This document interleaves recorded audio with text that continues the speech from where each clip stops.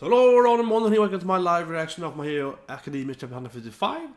So obviously the question is, will Night Eye survive, right? That's obviously the question I think, and also have reading this after last week. So yeah, let's get at it. That did not work.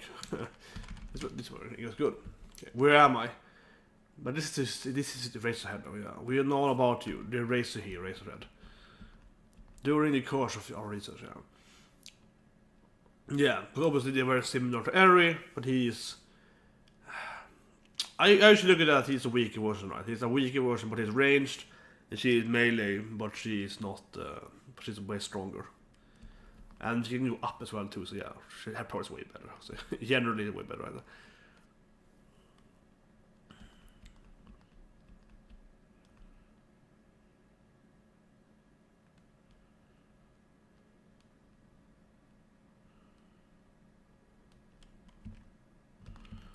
Okay, so he is kidnapped.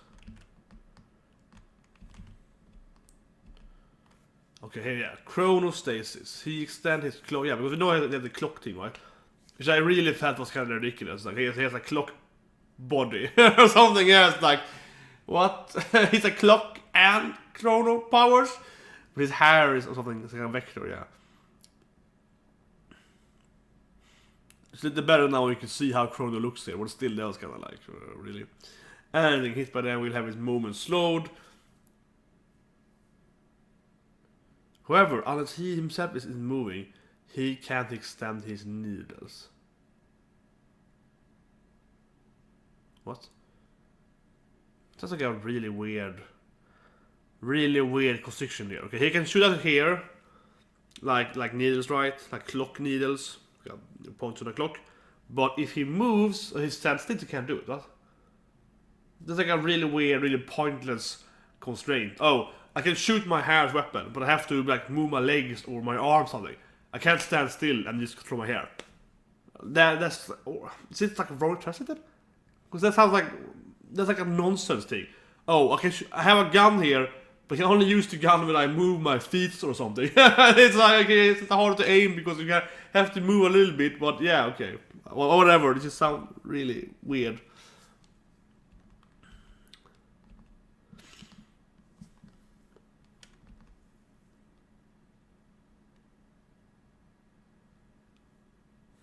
Yeah. The boss daughter. In this point, yeah, she is the daughter of the real Yakuza mafia leader that I guess overall likely put in the coma, right?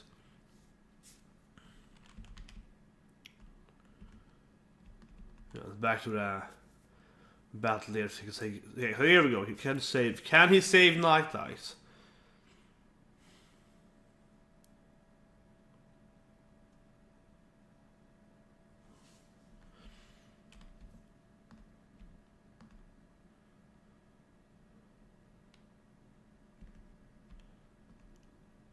Yeah, det should just have him. Endure it. Yeah, and Shisaki sees this kind of weird mutant kind of thing, right? When he fused with the other guy. With Honest guy.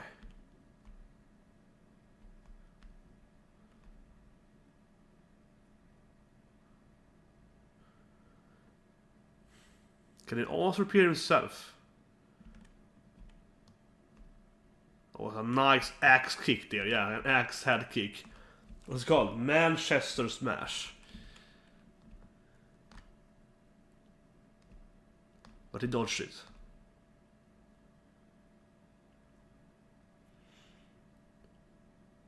Yeah, that is true. Yeah, he's like, yeah, Deku is way more straightforward, right? He's like, axe. It's like, okay, I dodged it. Yeah, that's a problem with Deku, right? He honest to a fault, right? Yeah, he's a straightforward guy, honest fighter. Not a dishonest character. No, I need to take Eri away. Of course, Lemillion is still running away with the girl, of course.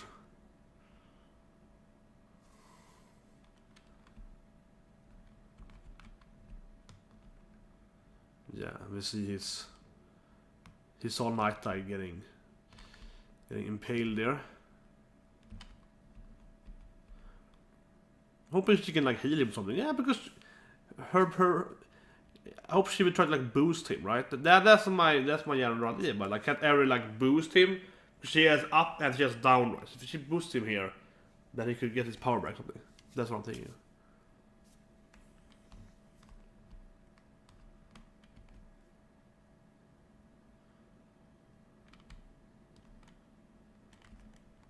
Yeah, she looks shocked, of course. As she usually does, yeah.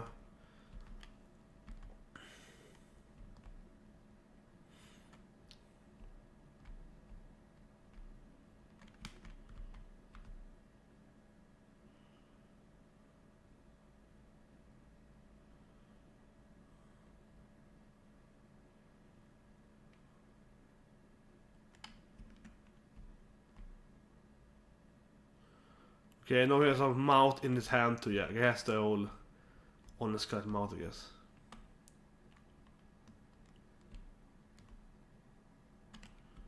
So time to reset and try again, yeah, like repairing her, I guess.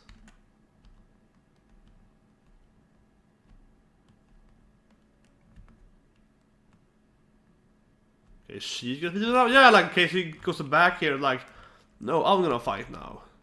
He looks really weird. Yes, this is the dead around nursery. Yeah, he has mouse in his hands now. So I think that this manga is going way, way darker. This has up to that. It's like, whoa. Guy getting impaled, and this guy is like, okay, he's going good away. No.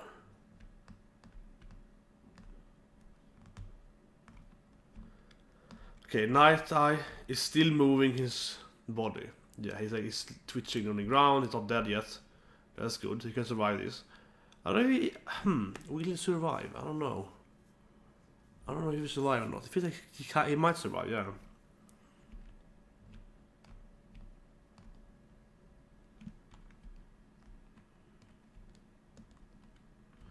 It's true. She is like, okay, interesting. Yeah, error is like, I will return to you if you fix everything to normal. Because, yeah, that is true, right? Him himself, of course. Overhaul, he can save Night Eye. He can touch him and repair his body, yeah. He impaled him, but he can actually repair his body, right? Because he can like revert time on the bodies, like Orihime in Bleach. And he can also potentially then revert Togato, right? And get power back. That's true. He can force she can trick him or so to use that probably. Or he actually use surrender to it. But yeah, that's a possibility. That's true.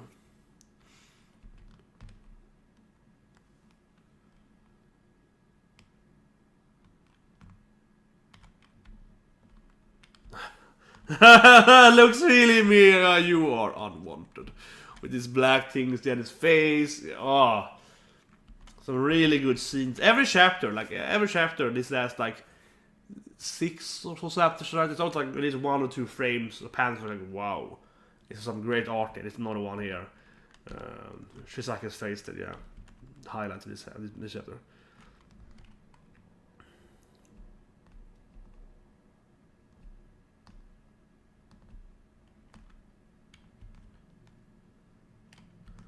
Because the Night Eye is in the future. I saw it in the future when both the new eye will be killed. He's like, okay, yeah, we're gonna die here, Deku. We have to do something. I see the future when we get killed and that evil guy escapes.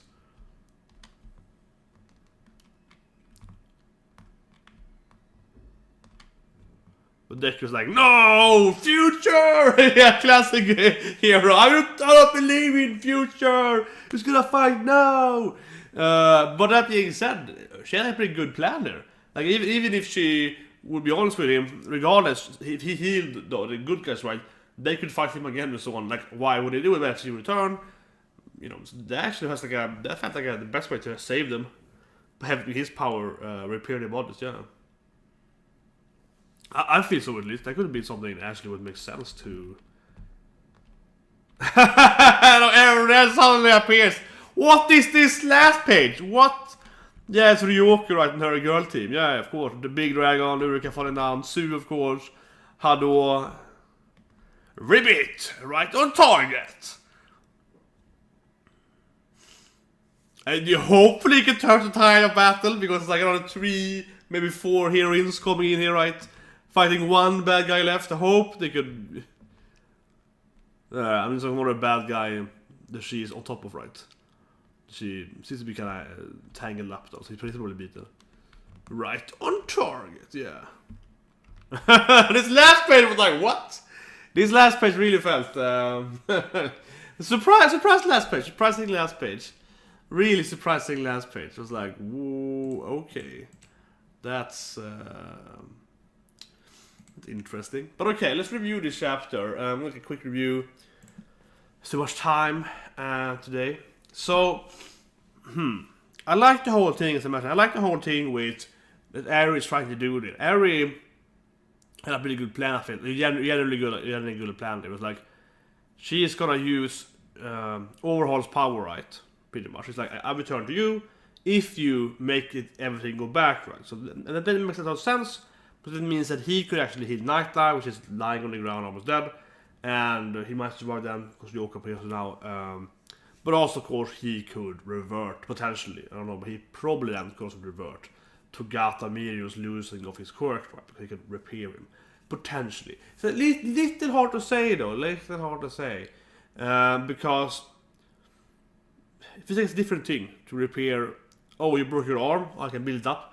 Versus like someone removed your quirk in your DNA or something. And I don't know, but I guess he could like fix the DNA, right, or something, whatever the quirk actually lies at, because it's like every cell in your body has a thing. So her power rewrites your cellular structure on a DNA molecule level, right? So it's like whatever, but something like that. So I guess it could be a little harder to fix, but maybe. So her plan felt pretty good actually, because she could see it herself like, yeah, like I think all of them are giving Eri pretty credit, to be honest, in a way. Because in my opinion, at least when I saw her doing that, felt like she's kind of knows that, okay, there's no way to save Lemelion, right? He is this nice guy here is trying to save me. He has his powers. There's no way his powers can return except with my dad or brother, I guess. Kordori guy is probably more her older brother, right? Yeah. But if we have to use his powers to save this guy. That is probably what she is thinking, regardless of the other people and so on. That's probably I feel, yeah. Because I don't want anyone, but heal Nightlight is injured, but he's injured. That can be healed, but that's what I mean, right? It's much harder to. Also, I would assume at least for Saki as well, it's harder to heal someone on like a structure or cellular level than healing someone's like broken arm, or oh, you lost your lung.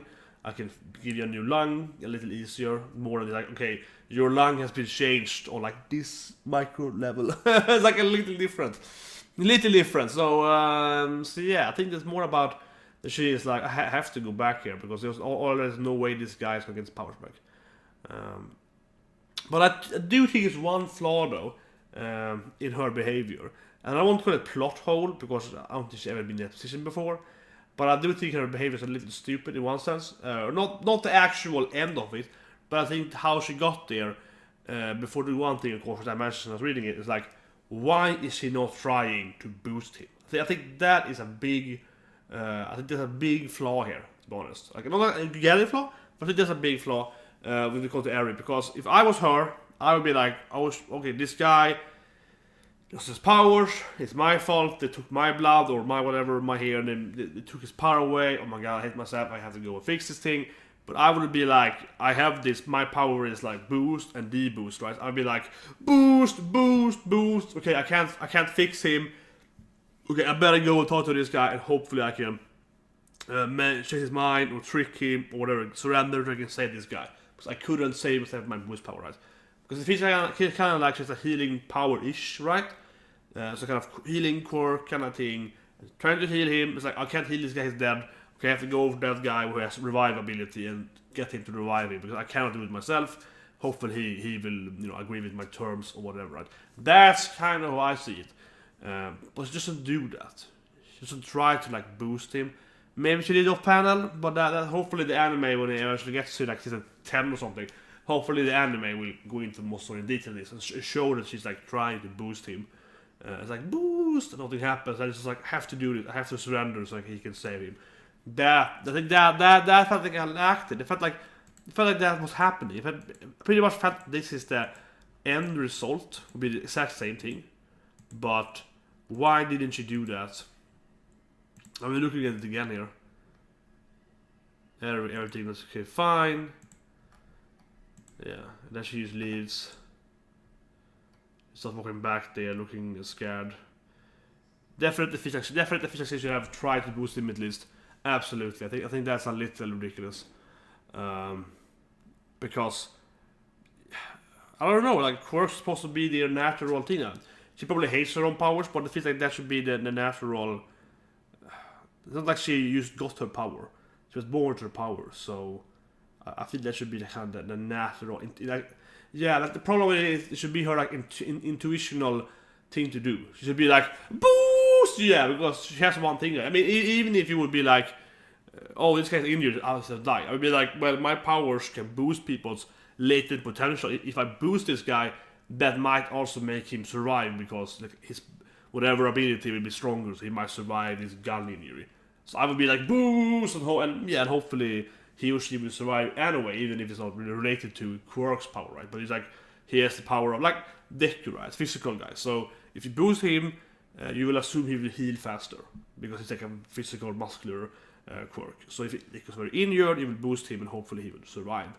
So I think that's kind of weird if she's trying to boosting him, and it makes it a little weird.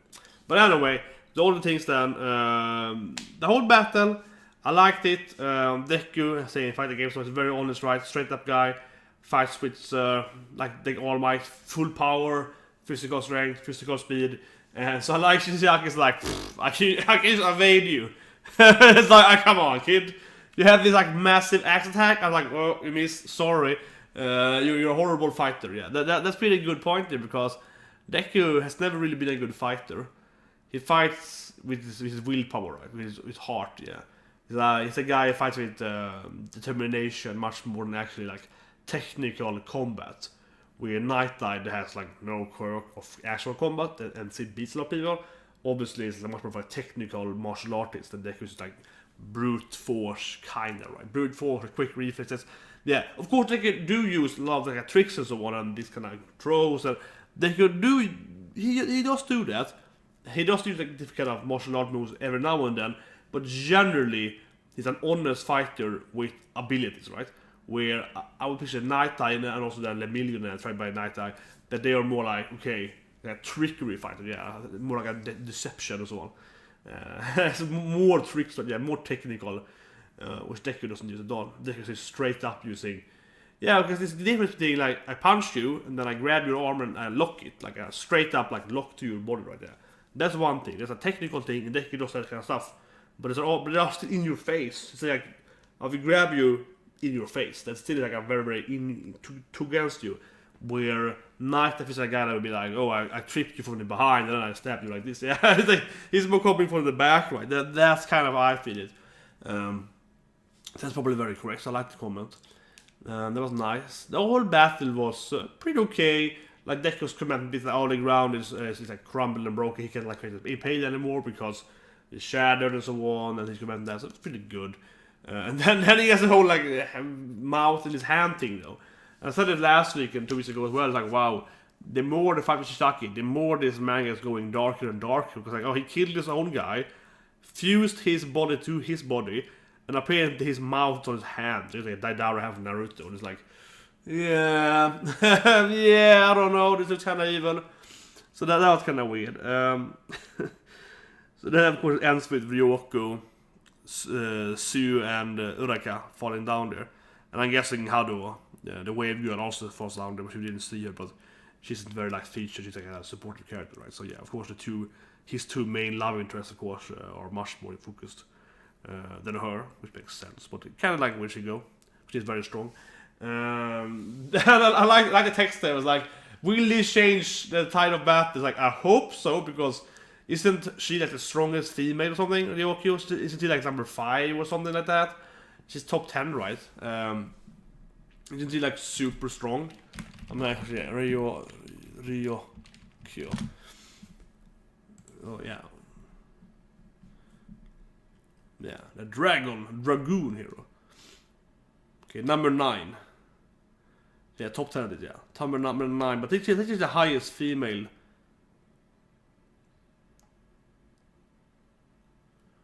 I think she's the strongest female character, or at least like ranked one. I think so. That we know of. Maybe there's one more. I don't think so because like 1, 2.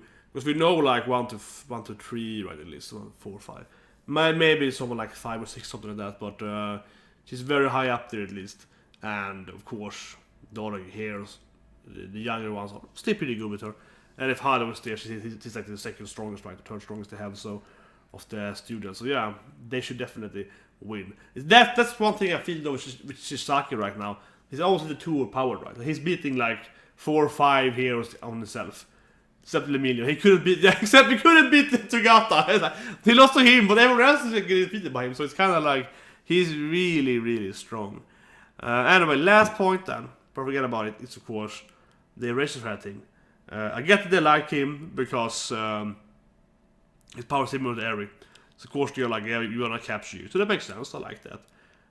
The clock team was good too. Do we see that like his hair is clocks, peakers or something, right? Yeah, we see that his what is it called, like that like Medusa Gorgon hair, right? Yeah, those are vectors instead of whatever. So that was good, but I did not get the text, and I assume it's a mistranslation something like that when I'm reading here, because that made no sense, or is it the most useless position ever? Because sometimes they have this weird like, they use your quirk. This has to be true, right?